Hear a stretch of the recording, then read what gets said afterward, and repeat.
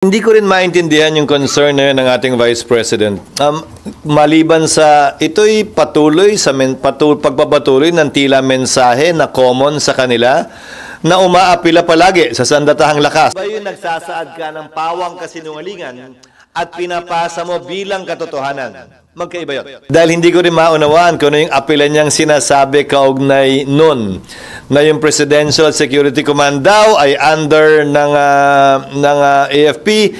Pero anong gusto niyang palabasin? Magbabangayan ang sundalo at ang pulis. Ang pangunahing trabaho ng ikalawang Pangulo ay magsumikap, mag-aral at maging handa kung sakasakaling may mangyayari sa Pangulo.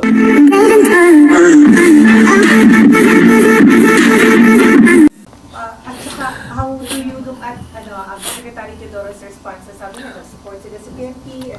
Alam mo, hindi ko rin maintindihan yung concern na yun ng ating Vice President.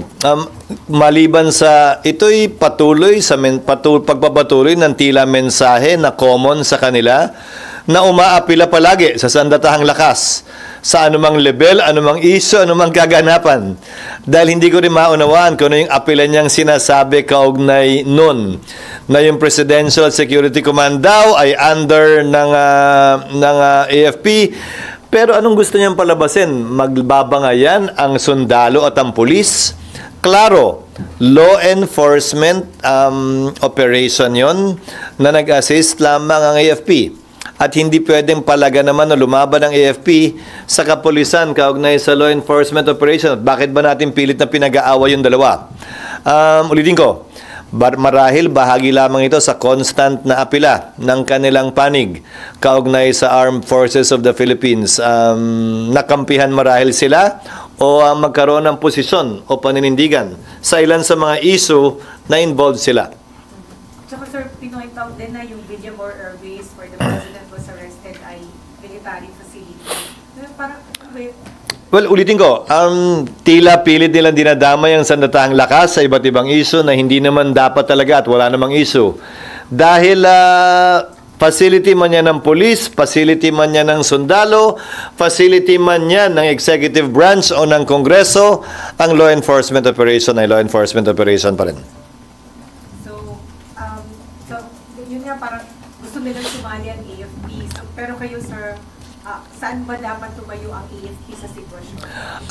Hindi dapat mangampi ang AFP kanino man. Dapat tumayo sila sa likod ng chain of command at ng saligang batas sa ilalim ng Commander-in-Chief natin. At hindi para sa kanilang maglaro ng politika at pumabor sa isang kulay o kabilang kulay man. At sana, tigilan na rin yan ng magkabilang panig kaugnay sa panunuyo sa ating sandatahang lakas dahil hindi natin ginugusto, hindi natin gusto na sila'y manghimasok kada na lamang may hindi pagkakaunawaan ang mga politiko sa ating bansa. Hindi nila trabahong maging referee sa anumang issue political sa ating bansa. Sir, meron information po na nung after the arrest of the President, dumami yung fake news na especially yung mga negative against the administration. Do you have the same observation and what can you say about it? Normal siguro dahil siyempre maraming nalungkot, maraming nagalit, maraming nainis, nakapanalig, kakampi ng pamilya Duterte. Rason para maglabas sila ng kanilang hinanaing at sama ng loob. Pero hindi pa rin lisensya yun para sa akin na gumawa ng mga inventong kwentong pinapasa nila bilang katotohanan. Ulitin ko, hiwalayin natin ang opinyon sa pagpepedel, pagpapalabas na impormasyon na sinasabi nilang totoong balita o totoong nangyari. Sir, mga more than 10 days after the arrest, parang humupa na ba yung mga tawag doon, yung mga maiinit na pinupost sa media as compared doon at ngayon? Wala kasi sa timeline ko yung mga yun eh. Ang timeline ko, showbiz, hindi politika kaya hindi ko nararamdaman kung humuhupa nga ba o hindi. Palibasa kayo, ang timeline kasi ninyo ay puro yung mga kaganapan sa politika. So, hindi ko nararamdaman kung lumalala ba o humuhupa nga ba. Ikaw naman, ang trabaho ko na nga politika, pati ba naman pag nasa bahay ako at gumagawa ng ibang mga relaxing na bagay, ayan pa rin. Dapat di na, di ba? Hindi ba alarming yung ginagawa ng NBI and other law enforcement units na hinahanap, pinaaresto yung mga nagpapakalat ng fake news against President Marcos and the administration, pero di yung mga similarly na mga manipulated social media posts against the Duterte Cap o iba pang politiko? Depende kasi kung sino nagrereklamo. Again, the NBI can do things motu proprio, but it also usually acts based on complaints. Kadalasan na nagrereklamo, hindi ba, ay yung mga paninira laban sa pamahalan. At yung mga naninira sa pamahalan na ginagantihan ng paninira, nananahimik at hindi naman nagrereklamo na. So kung may nagreklamo sa kabilang banda, dapat with equal fervor, imbestigahan din ng NBI yan. With one caution sa NBI, hindi ito dapat, at bilang judge, bilang huwes, ang dating huwes, ang ating NBI director, alam at nalalaman niya ang limitasyon na tinatawag nating prior restraint. Ano man ang ginagawa niya sa law enforcement side, should not and should never cross the line and constitute prior restraint. Kung saan, mangangamba na mismo ang ordinaryong Pilipino na magsalita at magbigay ng opinyon at hindi nila magbibigay ng opinyon dahil sa takot na dinudulot ng kanilang ginagawa. Buwang paniniwala ko naintindihan yan ng ating NBI Director bilang miyembro ng Philippine Bar at bilang dating huwes. Meron pa ako. Mm. Ito yung juicy. Recently may mga blind items sa mga senador. Bothered ba kayo dun? Hindi kasama yan sa type. Hindi kasama. Pero I mean, kasi di ba, how do you look at that? Pwede ba itong, well, it may or may not be true, pero hindi ba to parang attack din sa Senate? Hindi. Para sa akin, ilang beses nang nangyari sa akin din yan nung panahon na congressman ako, kahit nung governor ako, kahit nung nagsisimula pala akong congressman noong 1998. Bahagi yan marahil ng init sa politika na kinabibilangan na rin namin. At hindi para sa akin na seryosohin yan o gawan pa ng hakbang kaugnay ng mga lumalabas na chismis, nakakasira man o nakakaganda sa parte at panig ng Senado. At hindi naman ito tinutukoy ang trabaho ng mga miyembro ng Senado. Kung hindi di umano, personal na buhay, di umano uli ng ilang miyembro. Sir, pa-specify ka. Ano? Pa-specify ka. Ano yung chismis? Salamat ako nagre-react. Hindi porkit cheese ang pangalan ko, tatanungin niyo na ako tungkol sa chismis.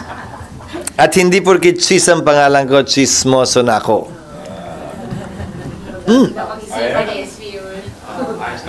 Hindi, ang tagal ko nang sagot sa ganyan yan. Okay? Yes. Pero, paano dapat i-handle, sir, ng senators pag may ganyan? Kasi pag lahat kayo sasagot. Individual at personal to. At hindi dapat sagutin bilang isang institusyon para sa akin. At hindi naman ito inaapektuhan o tinutukoy yung trabaho namin bilang mga miyembro ng Senado at bilang isang institusyon. Lilipas din yan. Hindi ko alam.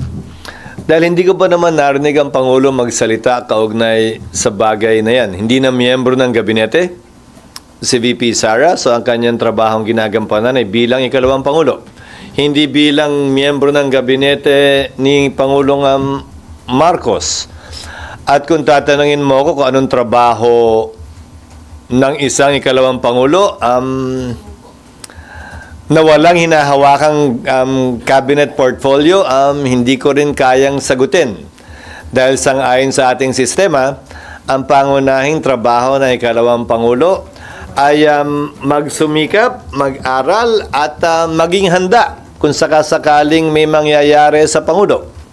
Pero walang nakasaad na mga bagay na specific na kailangan gawin ang ikalawang Pangulo. Maliban na nga lang kung meron siyang cabinet position na hindi niya pwedeng iwanan at dapat gampanan. Pwede ba yun sa parang duplication of duty? Alin? Duplication of Anong ibig sabihin mong duplication of duties? Hindi, yung sinasabi niya kasi, Bibigyan kita ng halimbawa. In parliamentary governments in different countries, ang trabaho ng oposisyon ay magtayo ng shadow government. Meron silang hindi man secretary, expert on labor, hindi man secretary, expert in interior, local government, in defense, in the economy, para kung sakasakaling magkapalitan sa kanilang parliament, handa sila to govern. So, ganun din marahil tayo dito. Ang pangunahing trabaho para sa akin ay kalawang Pangulo ay maging handa kung sakasakaling sa panawagan ng panahon ay kinakailangan niyang pumalit o humalinhin sa Pangulo kung anumang kadahilanan. Yun para sa akin ang pangunahing trabaho niya. Para sa akin, kung ano man ang makakadagdag tulong sa sino mang kababayan natin, hindi kawalan yun. Sir, hindi ba yung alibi niya lang just to remain in Netherlands? Malapit sa kanyang tatay. Hindi ko naman din siya masisisi dahil kung ako din naman ay may mahal sa buhay na nakapit sa ibang bansa, syempre gusto ko rin nandun ako hanggat may kapalit ako. Sa ngayon wala pa yatang visa yung kanyang mga kamag-anak o kapatid para samahan naman yung kanyang tatay doon. At syempre ang limitasyon nun, kung hanggang kailan lamang tatagal yung visa na binigay sa kanya ng Schengen o ng Netherlands government para manatili siya doon. Sir, do you share the observation of many na nung hinuli yung chief of staff ni VP, medyo emotional siya? But when her father was arrested, parang kalmado. Mas gusto mo bang emotional siya palagi o mas gusto mong kalmado siya? Mas gusto ko naman siguro na kalmado siya kesa emotional siya at nanggigilait sa galit. Dahil hindi nakakadagdag o nakakatulong yon na mabawasan ang ingay at bangayan sa ating bansa. Malayong mas gusto ko yung kanyang reaksyon nitong mga nagdaang linggo kaugnay ng pagkakahuli at pagkakapit ng kanyang ama. Maybe she learned the lesson nung naging emotional siya doon sa dati. Marahil, nasa sayo na yon. Wala rin sa timeline ko yun. So yung soldier, Alin? Nandun ka pa rin talaga? so yung Beat recusal changer eh. Wala pa. Pagpunta ko dun, sunod, iyaing na lang kita. sama ko. So yung recusal ng Solicitor General, at what do you make of now? Tapos na yung issue yun, di ba? Nag-recuse yung buong tanggapan ng Office of the Solicitor General. Pumalit na sa kanya ang Department of Justice. Di ba? At nagsabi na rin ng Pangulo na nananatiling na kay Solgen Maynard Guevara ang kanyang kumpiyansa na manatili sa pwesto. So I guess that's an open and shut case insofar as that issue is concerned. Pero yung dinala niya yung buong Solgen, hindi yung sarili niya lang, yung buong Solgen yung nag-refuse. Kasi naman, paano magkakaroon ng hiwalay na opinion ng Solgen sa sino mang mas mababa sa kanya sa Office of the Solicitor General? Nagpahayag na siya ng kanyang posisyon at paninindigan kaugnay sa isyong yan. Magiging kapanipaniwala ba yun kung yung kanyang deputy ay magkakaroon ng iba ng pananaw? Samantalang nung binahagi niya yung posisyon na yun, dala niya yung buong Office of the Solicitor General. Pero sir, okay lang ba yun? Na basta-basta siya, hindi, masasabi siya na hindi niya i-represent. Wala bang rules and Tiyak ko, nagkausap naman siguro sila, kaya nga nananatili pa rin ang kumpiyansa ng Pangulo sa kanya. Dahil kung hindi, at kung walang abiso yun, marahil iba ang kinalabasan. Would that not weaken the case of the government? I don't think so. Because ang pagkakaroon niya ng ibang pananaw na ayaw niyang baliktarin, na nauna niya nang sinabi, ay hindi naman makakaapekto sa anumang magiging posisyon ng pamahalaan, lalo na dun sa legal theory ng DOJ na bindings on individuals ang ICC, bagaman hindi na tayo miyembro nun, at bagaman hindi yan binding sa bansa, binding yan sa mga individual dito sa bansa.